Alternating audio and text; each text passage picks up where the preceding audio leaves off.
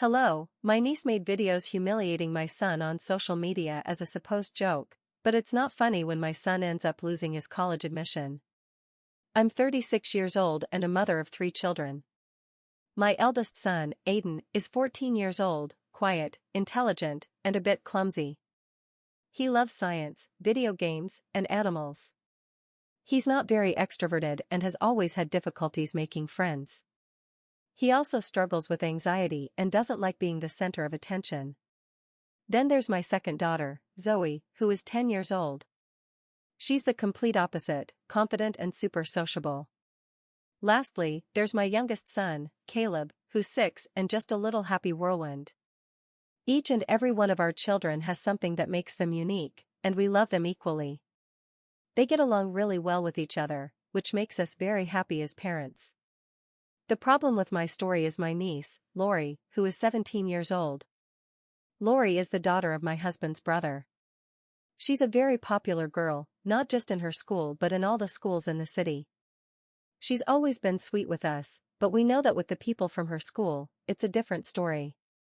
She's been living with us for the past few months because her parents are going through a nasty divorce, and things at her house have been chaotic. My brother-in-law asked if she could stay with us for a while, and we said yes. It wasn't a bad arrangement because she helped around the house, was polite, and spent most of her time in her room, unless she was at school or some extracurricular activity. She was always on her phone or laptop, making videos and editing photos. I knew she liked social media, but I didn't realize how seriously she took it. Later, I found out she had over 200,000 followers on TikTok. Aiden never felt comfortable with Lori because they were very different in personality. And unlike her sister, who's more like Lori, Zoe didn't understand him as well. Aiden tried to stay in his room or spend time with Zoe and Caleb to avoid Lori. But she kept involving him in her content ideas. At first, it was something small. She asked him to try weird snacks on camera or wear silly costumes. Aiden didn't want to seem rude, so he agreed a few times, thinking it was harmless. But then she started posting videos where she clearly mocked him. She edited the clips to make it seem like he was saying silly or gross things, used filters that distorted his face, and added sound effects to embarrass him. Aiden never told me, so we didn't find out until recently. I noticed he was quieter than usual and spending even more time in his room. I thought maybe it was just typical teenage stuff or school stress. I had no idea Lori was posting those videos. I found out because one of Aiden's classmates showed him one of the videos at school. They were laughing at him. He came home crying, locked himself in his room, and refused to talk to anyone for hours. I tried to get him to talk, but he kept repeating that he wanted to be left alone. That same night, Zoe came to me and said she saw a video on TikTok with Aiden's face. She showed me Lori's page. I couldn't believe what I was seeing. There were at least 8 videos with Aiden in them. In one, she threw water on him while he was sleeping and filmed his reaction. In another, she filmed him dancing alone in his room while he didn't know he was being filmed and added mocking music. One of the videos had over 500,000 views. The comments were horrible. People were insulting him, calling him weird, ugly, and creepy. Some even said he looked like a school shooter. I was so angry that I went to talk to Lori immediately. She tried to make me understand that, since I was old, I didn't get social media and that it wasn't a big deal. She said she wasn't bullying Aiden and that it was all in good fun. She even said he should be grateful for becoming popular. I told her to delete the videos immediately. She said she would, but when I checked a few hours later, she had only deleted 2. The rest were still there. I told my husband what was happening. He was furious. He went straight to Lori and demanded she delete all the videos, not just the ones with Aiden, but any video filmed in our house or with our children. Otherwise, we would involve the police or a lawyer to make her take them down. Lori finally deleted them, but she had this smug expression, like she didn't think she'd done anything wrong. The damage was already done. Aiden refused to go to school.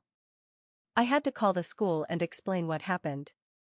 The counselor said they would talk to his teachers and keep an eye on him, but Aiden just shut down. He didn't want to eat, barely spoke, and stayed in bed with the curtains closed. I tried to report Lori's TikTok account, but nothing happened. The videos were already deleted, and TikTok didn't take any action. I sent an email to the school about the bullying. They said they'd keep an eye on things, but they couldn't punish anyone for behavior off campus. Meanwhile, Lori acted like nothing had happened. She kept filming, just without including Aiden. She started using Caleb in her videos, making him say random things for likes. I told her she couldn't use any of my children for her content.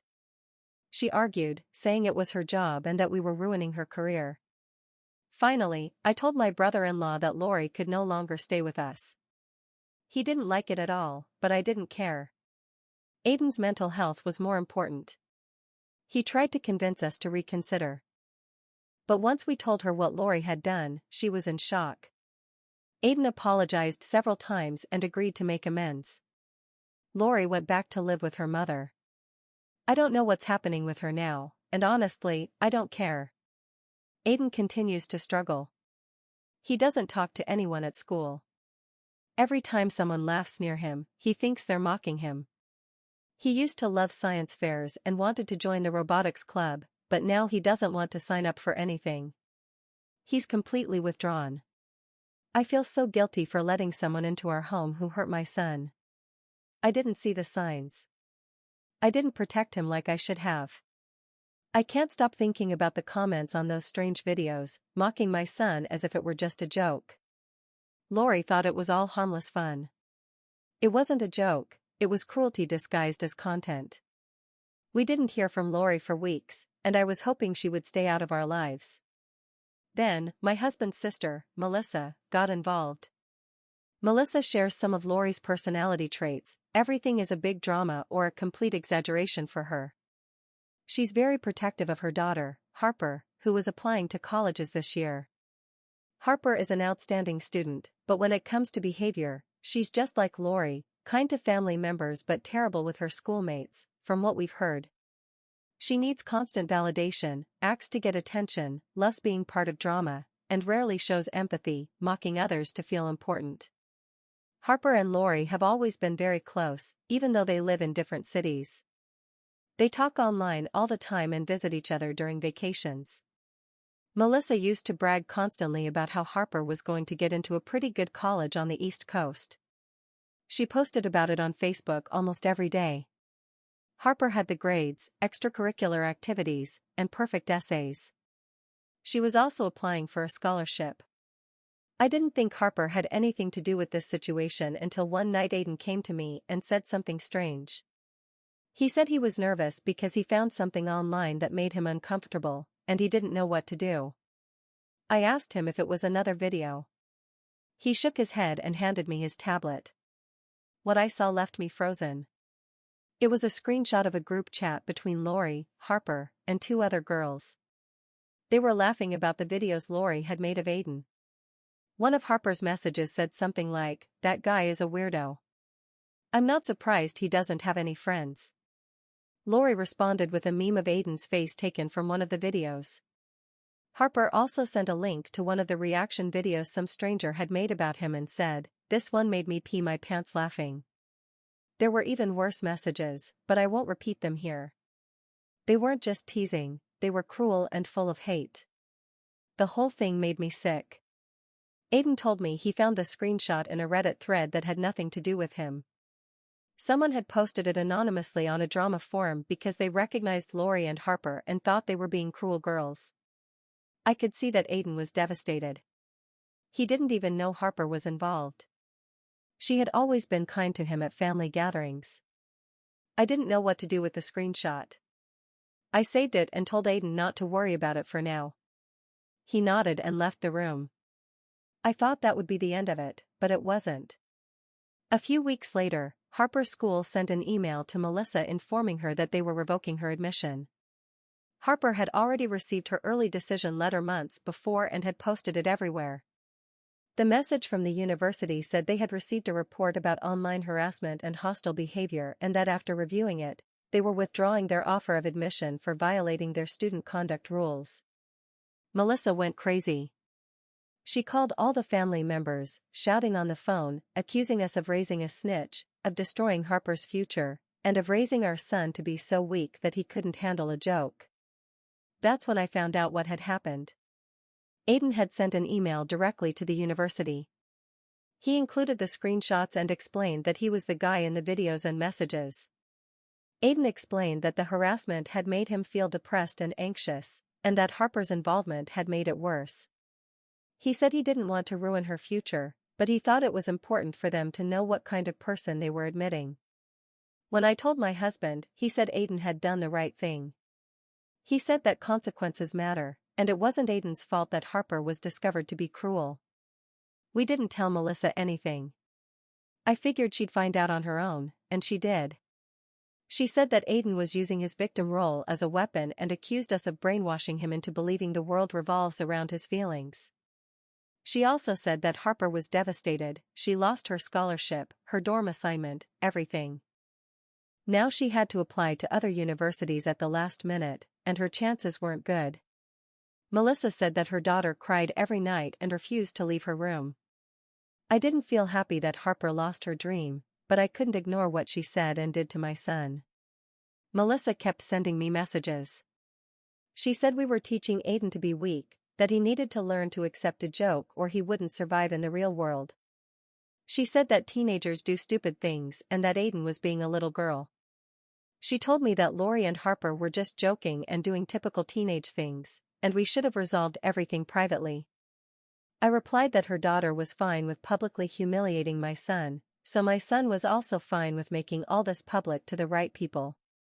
She also blamed me for not talking to her before Aiden sent the email to the university.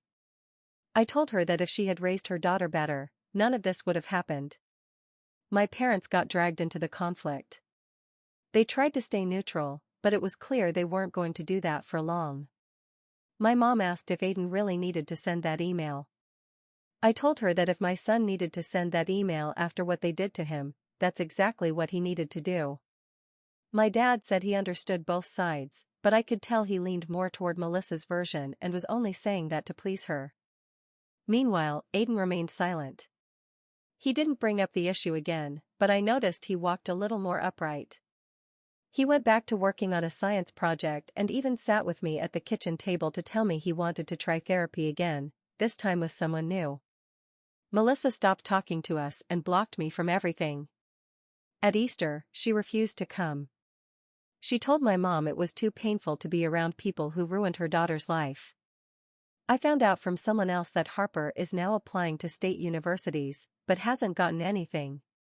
Lori disappeared completely. I haven't heard from her again. I don't know if she's even aware of what happened with Harper. The strangest part of all this is that during this whole time, no one has asked how Aiden feels. Everyone keeps talking about Harper, her dream, her future, her pain, but no one asks about the boy who was harassed with laughter in front of 500,000 people. No one asks how he felt seeing his face turned into a meme or hearing his classmates talk about him in the hallways. Everyone only cares about how Harper's life has been affected.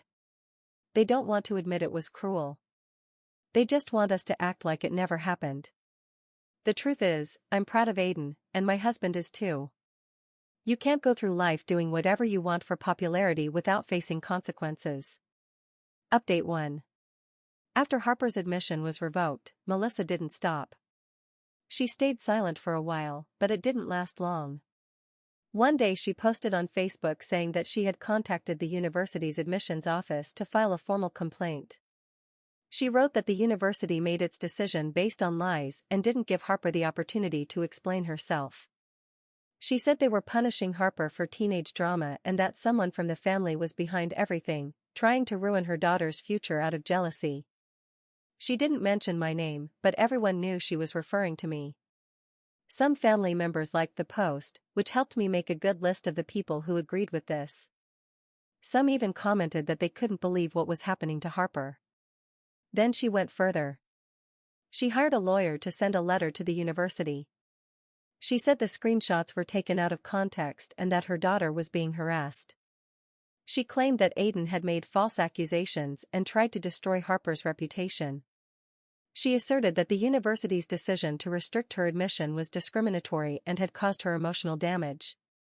She also mentioned that she might sue the person who posted the group chat online, saying it was illegal to share private conversations. Someone from the family sent me a copy of the letter. It was full of dramatic words and even accused me of manipulating my son.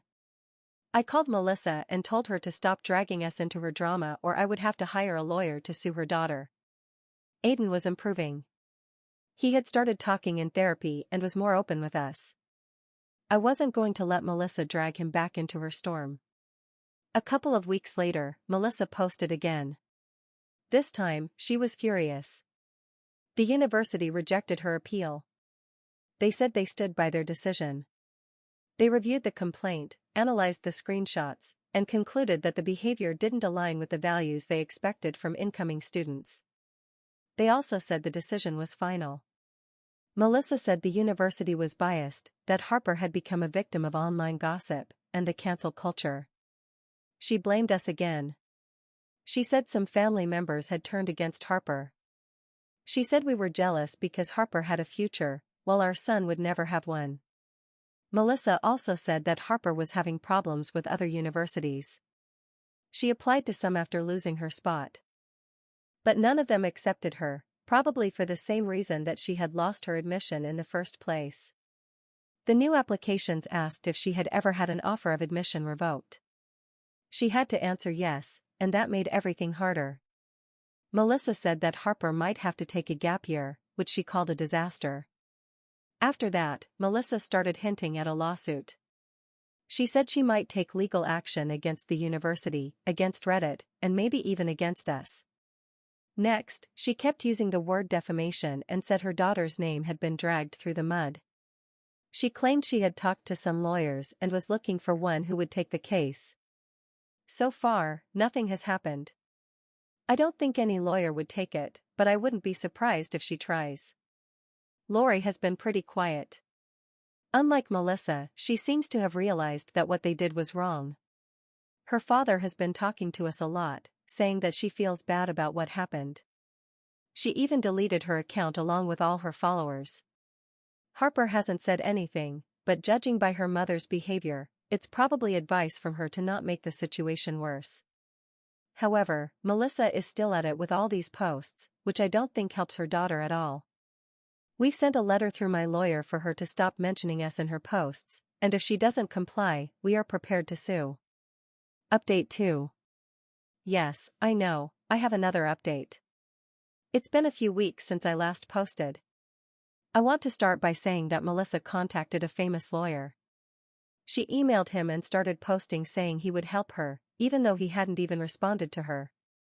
It turns out she was sending him emails twice a day, and the lawyer finally contacted her just to tell her to stop bothering him because she didn't have a real case. Moving on, things have quietly changed over the past few weeks. After the letter sent by our lawyer, Melissa has stopped mentioning us or our son in her posts, not even indirectly. She is still angry at the university for what they did to her daughter, but she doesn't mention us, which is very good. She's also shifted her focus to the lawyer who rejected her, saying he's unprofessional because he didn't take her case, and that it's a case he didn't want to work on. However, someone responded saying that the lawyer was the most professional possible because instead of taking her money knowing she had no case, he chose to reject her and focus on important things instead of her ridiculous case. It was also quite professional of him not to respond to her saying she's crazy. After a few days of posting, she also received a letter similar to ours, but in the name of the lawyer, to stop mentioning him. He would also take legal action against her. I assume this information is true because since then, Melissa hasn't mentioned anything about this. She only focuses on the university or talks about her daughter's future. Apparently, the university doesn't care much about what this woman has to say about them or they would have also sent her a letter. For those asking about Aiden, he is doing better. The kids at school have moved on, and the whole issue with my son has been forgotten. I know this from Zoe, since I'm not sure Aiden will tell me the truth just to avoid making me feel bad, but according to her, the school has already moved on to the new drama of the week. Update 3. I wish this were the last update, but it's not the case. Aiden's story has had a domino effect that I never imagined. After everything that happened, I wasn't sure if he'd want to talk to anyone, let alone in front of a group or a school board. But his experience and how he has healed has become something that other people want to hear. A few weeks ago, I was contacted by a local group focused on awareness and prevention of school bullying. They were looking for someone to collaborate on an anti-bullying campaign in our city and had heard about Aiden's story. They wanted to highlight young people who had suffered bullying and found strength through the recovery process. At first, I hesitated. I didn't want to push Aiden into something he wasn't comfortable with. But when I spoke with him, I saw how far he had come. He wasn't that anxious boy who barely spoke at school anymore. He was proud of where he was now and wanted to help others who were in his shoes. So, we agreed to collaborate on the campaign. At the first meeting, I was surprised at how much they wanted to include Aiden's voice. They wanted him to speak at local schools, share his story at community events, and be part of a panel on how bullying affects children mentally and emotionally. I was so proud of him. It was like he was reclaiming control of his life in a healthy and positive way. Everything started moving quickly. Aiden became more comfortable talking about his experiences, and the group's social media page started receiving many supportive messages. Teachers at his school started mentioning him in class, using his story as an example of overcoming adversity. I never imagined things would grow so quickly, but as we got more involved in the project, things started changing at home. Melissa found out through some friends and didn't like it at all. I didn't expect her to be happy, but I didn't think she would go this far. She started calling me and sending me furious messages, saying I was using Aiden's pain to get attention. She claimed I was making it all about me by getting involved in these campaigns. For her, it wasn't about helping children or supporting Aiden, it was about me seeking validation. I told her that I didn't care what she thought, and if Aiden wanted to do this to heal or help others, I would support him. I didn't care if she cried all she wanted. The only priority here was Aiden, not her. Then a local school board contacted us. They wanted Aiden to speak at their next meeting about school bullying and what changes could be made to create a safer environment. They wanted to hear from someone who had gone through the system and come out stronger. It was a great opportunity, and Aiden was excited, though a bit nervous. But Melissa took it as another excuse to attack me. She called me and accused me of forcing Aiden to be the center of attention, turning everything into a performance. She said I was doing it to get compliments and that I should let Aiden live a normal life without all this drama. I told her that Aiden was going to speak, whether she liked it or not, and if she had a problem with it, she'd suffocate on her own poison before she poisoned us. So the best thing for her was to stay quiet. She liked it, but I didn't care either. Aiden has been amazing. He continues to speak at events and each time he feels more confident. I can see how he's growing emotionally, how he's learned to use his voice to make a change, and how proud he is of himself. It's been a healing experience for him, and for me as well. He reminds me every day how important it is to support him on his journey, regardless of what others think. I love that he found something positive in something as bad as this and turned it into something that helps people. My husband and I are proud of our son. So proud that we've decided to sue Melissa. She hadn't broken any of the conditions set by our lawyer. She no longer mentioned us in her posts, but one of the conditions was that she couldn't contact Aiden, who is a minor, and she was supposed to keep him out of this. But she did contact him, all to tell him that what he was doing was horrible and that he should stop playing the victim because his actions had affected his cousin. But it wasn't horrible, and Aiden's actions didn't affect her daughter, it was Harper's actions and the way her own mother raised her to turn her into a bully. Now that she has broken this condition, we'll be able to sue her for harassment of a minor, which will take some time, but with that first letter sent and the messages Aiden received, we have a pretty strong case, according to our lawyer. Update 4. I thought my update would come much later, but we've reached a settlement with Melissa and have avoided going to trial. Things have been easier since then. To start with, Melissa has agreed to pay $11,000. This is great because Aiden has been talking about some things he wants to buy, like a new computer, although we're also encouraging him to save part of that money. Either way, it's enough for both things. On the other hand, Melissa won't be able to contact Aiden in any way. If she breaks this agreement, which she has already signed, she'll have to pay $15,000 to Aiden for every message or call she makes. It's unorthodox, but it's a way to make sure it costs her dearly if she breaks the agreement. This has made Melissa lose the urge to post about anything. I think she's lost the taste for complaining about everything, even though now she has plenty of reasons to do so, not only because she's parted with $11,000, which for any of us is a good amount, but also because her daughter has started attending a community college, which was far from the original plan. Maybe she's learned that complaining doesn't solve anything and that constantly bringing up the fact that her daughter made a mistake doesn't put her in a good light. Some universities review social media during their admission process, so publicly talking about the things Harper did wrong, even if her mother thinks they weren't that serious, isn't the best route if she wants to have any chance of applying to another university in the future. The best thing would be to stop reliving all of this, which is better for everyone. Aiden continues his work raising awareness about bullying, and everything seems to be returning to normal. I think this will be my last post on the matter, unless Melissa keeps thinking that the world owes her something.